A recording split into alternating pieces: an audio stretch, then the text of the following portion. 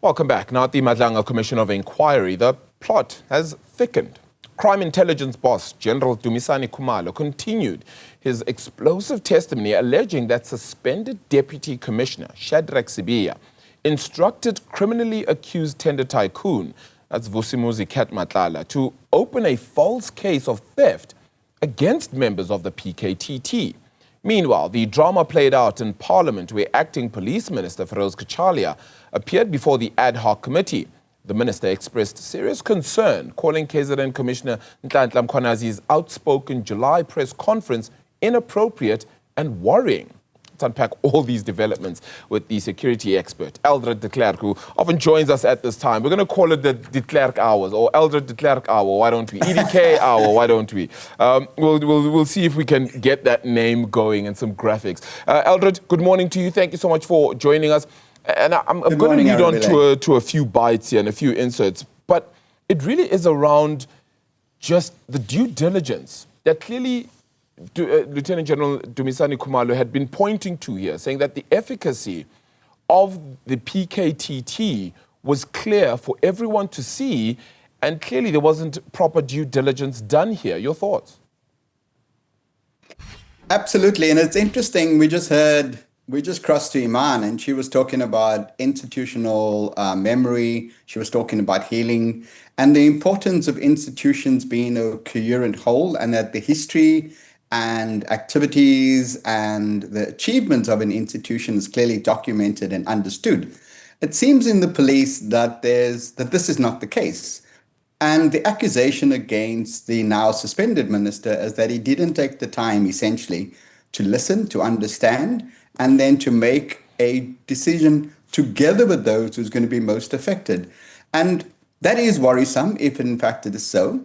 We will outline his reasons he thought for proceeding as expeditiously as he thought it was necessary.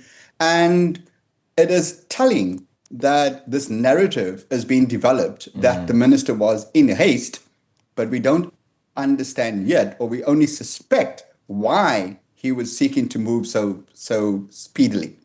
Yeah, some of the reasons. Such speed. Yeah, some of the reasons he gave are actually in this next bite when he appeared. Let's remember at the Ad Hoc Committee in Cape Town to Parliament. Let's listen to what he had to say at that time. Were his key reasons for disbanding the political killings task team. Listen to this.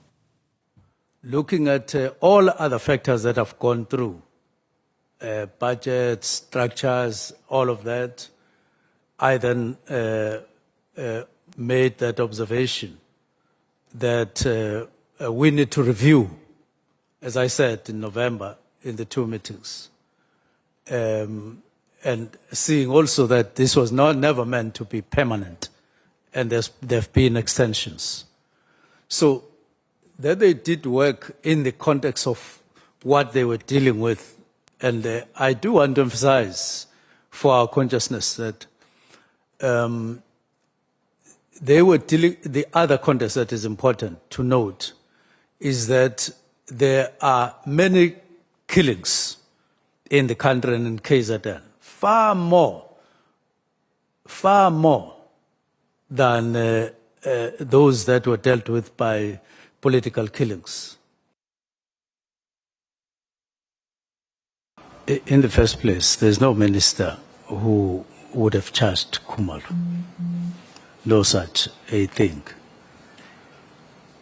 And I doubt if the Deputy National Commissioner would have done that. And both of us, the Minister and the Deputy National Commissioner, is just a no. There's no such a procedure in the first place. He can only be charged by the National Commissioner or from outside. Now, when it came as one thunderous thing, but about nothing. So I disregarded that on that score, that I didn't understand the meaning thereof. But knowing that I had received more or less other messages of that nature, including from Khotsi, which you struggle to have a meaning for. So I couldn't pursue that, but at least I knew that I had no such intention, because I mentioned there and there's no such. So sometimes you just say, let me go on with my work because there's no such. You are sure about that. Well, Eldred, the minister seemed assured of his reasonings, whether it was for budgetary reasons, and then later on, of course, we're talking about Dumisani Khumalo and the case that he faces there. And some might say it's too early to be casting aspersions, but there's so much testimony that we've heard against what Senzo Mkhunu has put forward. Is there a sense of feeling that maybe the walls are beginning to close in here, or is it just too early to be even casting that? Well, I definitely think we're getting closer to be led to where the minister ought to be feeling the pressure. His reasons doesn't seem to be standing up to scrutiny. We still have to delve into it to some extent. He probably will have to come back and restate his reasons if it's deemed necessary.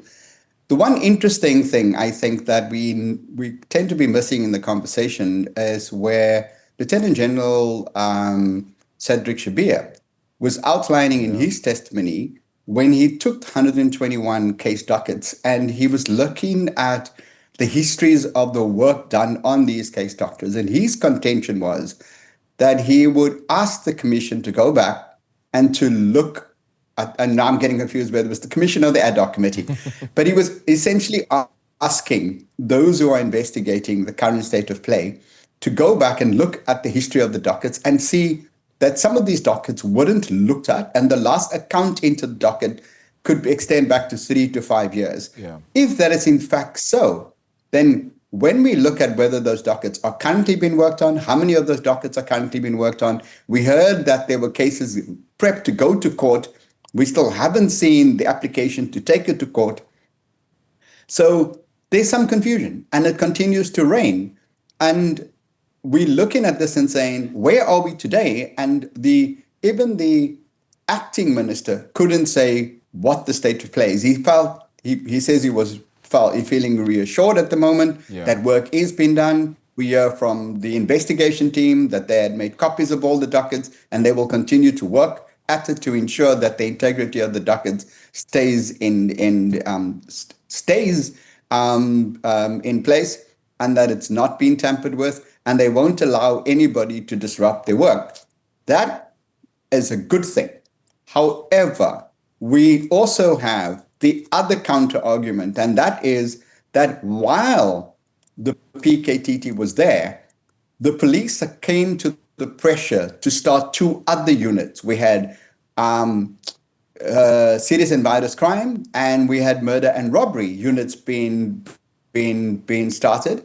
And the idea apparently was that was explained to the portfolio committee was that these dockets would be assessed and they would be necessarily moved to one of these other units so that there could be a much more concerted and permanent attention to these dockets, and they wouldn't have to keep renewing the mandate of the PKTT and re-requesting for budgets, because these other 2 units were fitted into the structure of SAPS and their budget was assured. Yeah. And we would have assumed then the investigators working from the PKTT would also then move to other serious and violent crime or murder and robbery, depending on where the dockets go. So should the minister be feeling the pressure? The suspended minister, yes. Do we get any more answers from the acting minister? No. And we still don't know where the interministerial committee is in all of this. Yeah. So it's a question of bad process, maybe a well-intentioned decision. It's fascinating, I think, all of it. And this is when the question arises. You make note of Shadrack Sibiya in that answer now. And I think it's very important to allude to that, because Dumisani Khumalo yesterday went on to say that Shadrack Sibiya himself had actually wanted to extend the mandate of the PKTT because he wanted them specifically to assist in the Lusikisiki massacre investigation in the Eastern Cape. So if he wanted that done, but then goes on to the Ad Hoc Committee to then make note of that, there's nothing wrong with the disbandment because it then fitted into these specialized unit, as you make note of. you then ask yourself, which story is true, and does either side of this then hold true? And what would be made of this by the commissioners, by the ad hoc committee in Parliament? Well, I think it would, we should all do ourselves a favor, Arabile, and go and timeline these events. Because I think that we're conflating, and I'm certainly guilty of this, conflating things happening where there are months in between. Yeah. Where a decision is taken today and then material other things happen in the meantime.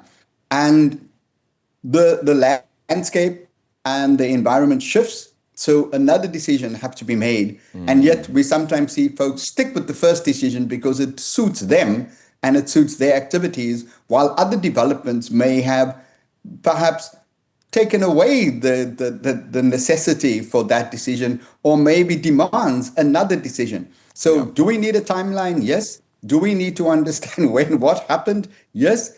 And maybe we now all need to take a breath, because things are coming at us so quickly that it's time to reflect, to recoup, and to remap where we are at and who was involved, at what time were they involved, what decisions were made when, so that we can more clearly understand whether the accusation was that, yes, you went ahead, and when it suited you, you said the PKTT should be extended, and it should be expanded. And then somehow something happened, and we believe that others spoke in your ear, and then you reversed your decision and you called for it to be disbanded.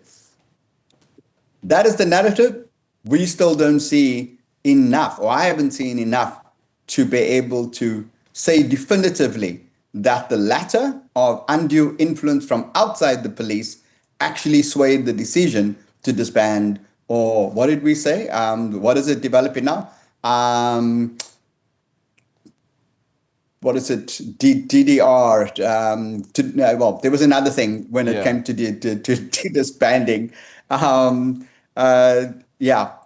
So the PKTT. Apologies, I'm trying to think of something that I ought to know about. No, as you said, a lot of things are... and I can't remember what DDR stands for. No, as you said, a lot of things are coming at us. My colleagues have a good laugh at me this morning, Arabile. Look, a lot of things are coming at us so quickly, as you made note of. I mean, it feels like this massive wave and this wind, and it's blowing our hair away, Eldred, as you can tell, with both of us then not having any at this stage. So, yeah, indeed, that timeline being very, very necessary to try and understand exactly what is going on with regards to this, and the timelines and the important factors that shaped and shifted a lot of those decisions. I haven't even gotten to ask you about the Police Minister Firoz Cachalia's notion around the regalia, but I mean, that is something we made note of as well, spoke about a little bit earlier on when the commission... Well, we've got Ibrahim Torre to thank for the optics of such press conferences. Also true. Also very true. Eldred, thank you so much for the time. Really appreciate it. Always good chatting to you. We'll hopefully see you again tomorrow. Eldred De Klerk, security expert, as we unpack the happenings of the Nhlanhla Commission of Inquiry, as well as the Ad Hoc Committee happening out of Parliament.